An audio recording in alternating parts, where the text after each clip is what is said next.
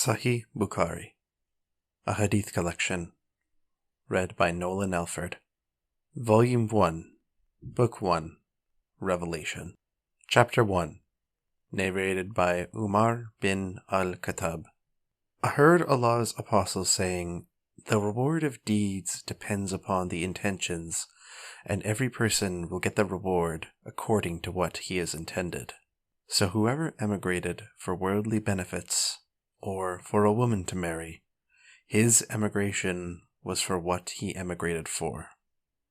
Chapter 2, narrated by Aisha, the mother of the faithful believers.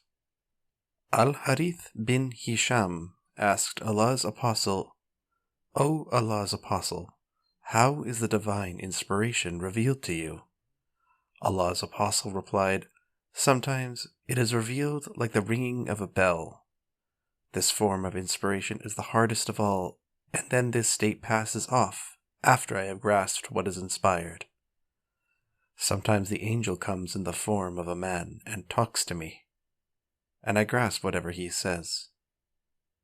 Aisha added, "Verily, I saw the Prophet being inspired divinely on a very cold day, and noticed the sweat dropping from his forehead as the inspiration was over."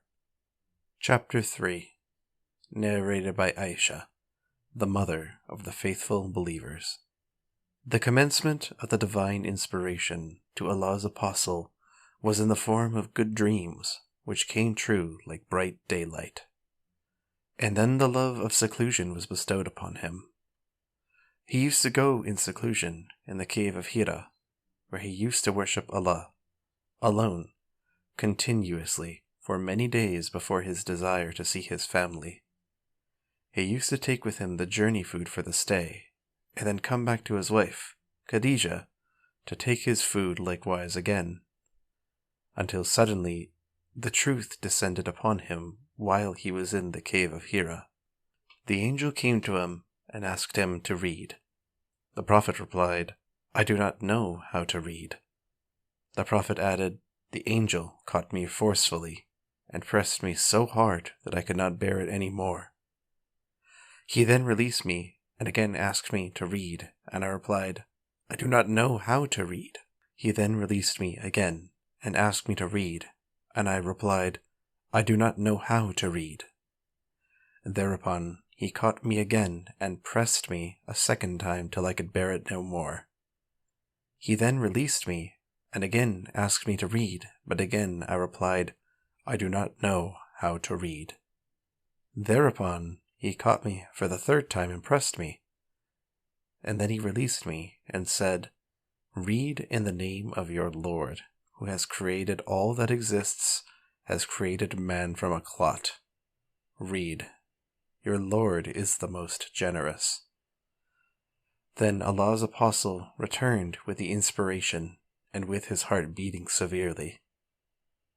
Then he went to Khadijah bint Khuwaylid and he said, 'Cover me, cover me.' They covered him till his fear was over, and after that he told her everything that had happened and said, 'I fear that something may happen to me.' Khadijah replied, 'Never. By Allah, Allah will never disgrace you. You keep good relations with your kith and kin. Help the poor and the destitute. Serve your guests generously and assist in the deserving calamity afflicted ones.' Khadijah then accompanied him to her cousin Waraka bin Naful bin Asad bin Abdul Uzza, who, during the pre-Islamic period, became a Christian and used to write the writing with Hebrew letters. He would write from the Gospel in Hebrew as much as Allah asked him to write. He was an old man and had lost his eyesight. Khadijah said to Waraka, 'Listen to the story of your nephew, O my cousin.' Waraka asked, 'O my nephew, what have you seen?' Allah's Apostle described whatever he had seen. Waraka said, 'This is the same angel Gabriel who keeps the secrets, whom Allah had sent to Moses. I wish I were young and could live up to the time when your people would turn you out.' Allah's Apostle asked, 'Will they drive me out?' Waraka replied in the affirmative and said, "Any one man who came with something similar to what you have brought was treated with hostility, and if I should remain alive till the day when you will be turned out, then I would support you strongly." But after a few days, Waraka died, and the divine inspiration was also paused for a while. Narrated Jabir bin Abdullah al-Ansari, while talking about the period of pause in revelation, reporting the speech of the Prophet. "While I was walking, all of a sudden I heard a voice from the sky. I looked up and saw the same angel who had visited me at the cave of Hira, sitting on a chair between the sky and the earth. I got afraid of him and came back home and said, 'Wrap me in blankets.' And then Allah revealed the following holy verses of the Quran. 'O you, Muhammad, wrapped up in garments, arise and warn the people against Allah's punishment, up to and desert the idols.' After this, the revelations started coming strongly, frequently, and regularly." Chapter 4, narrated by Said bin Jubair. Ibn Abbas, in the explanation of the statement Allah, "Move not your tongue concerning the Quran to make haste therewith," said, Allah's Apostle used to bear the revelation with great trouble and used to move his lips quickly with the inspiration. Ibn Abbas moved his lips, saying, "I am moving my lips in front of you as Allah's Apostle used to move his." Sa'id moved his lips, saying, "I am moving my lips as I saw Ibn Abbas moving his." Ibn Abbas added, "So Allah revealed, 'Move not your tongue concerning the Quran to make haste therewith.' It is for us to collect it and to give you, O Muhammad, the ability to recite the Quran, which means that Allah will make the Prophet remember the portion of the Quran which was revealed at the time by heart and recite it." The statement of Allah, "And when we have recited it to you, O Muhammad, through Gabriel, then you follow the Quran's recital," it means listen to it and be silent. That it is for Allah to make it clear to you. It means then it's for Allah to make you recite it, and then its meaning will be clear by itself through your tongue. Afterwards, Allah's Apostle used to listen to Gabriel whenever he came, and after his departure, he used to recite it as Gabriel had recited it. Chapter 5, narrated by Ibn Abbas. Allah's Apostle was the most generous of all the people, and he used to reach the peak in generosity in the month of Ramadan when Gabriel met him. Gabriel used to meet him every single night of Ramadan to teach him the Quran. Allah's Apostle was the most generous person, even more generous than the strong, uncontrollable wind and readiness and haste to do charitable deeds. Chapter 6, narrated by Abdullah bin Abbas. Abu Sufyan bin Harb informed me that Heraclius had sent a messenger to him while he had been accompanying a caravan from Quraysh. They were merchants doing business in Syria, Palestine, Lebanon, and Jordan at the time when Allah's Apostle had truce with Abu Sufyan and the Quraysh infidels. So Abu Sufyan and his companions went to Heraclius at Jerusalem. Heraclius called them in the court, and he had all the senior Roman dignitaries around him. He called for his translator, who, translating Heraclius's question to them, said, "Who amongst you is closely related to that man who claims to be a prophet?" Abu Sufyan replied, "I am the nearest relative to him amongst this group." Heraclius then said, "Bring Abu Sufyan close to me, and make his companions stand behind him." Abu Sufyan added, "Heraclius told his translator to tell my companions that he wanted to put some questions to me regarding the Prophet, and that if I told them a lie, my companions should contradict me." Abu Sufyan added, "By Allah, had I not been afraid of my companions labeling me a liar, I would not have spoken the truth about the Prophet." when the first question he asked about him was, "What is his family's status amongst you?" I replied, "He belongs to a good, noble family amongst us." Heraclius further asked, "Has anybody amongst you ever claimed the same, as in to be a prophet, before him?" I replied, "No." He said, "Was anybody amongst his ancestors a king?" I replied, "No." Heraclius asked, "Do the nobles or the poor follow him?" I replied, "It is the poor who follow him." He said, "Are his followers increasing or decreasing by the day?" I replied, "They are increasing." He then asked, "Does anybody amongst those who embrace his religion become displeased and renounce the religion afterwards?" I replied, "No."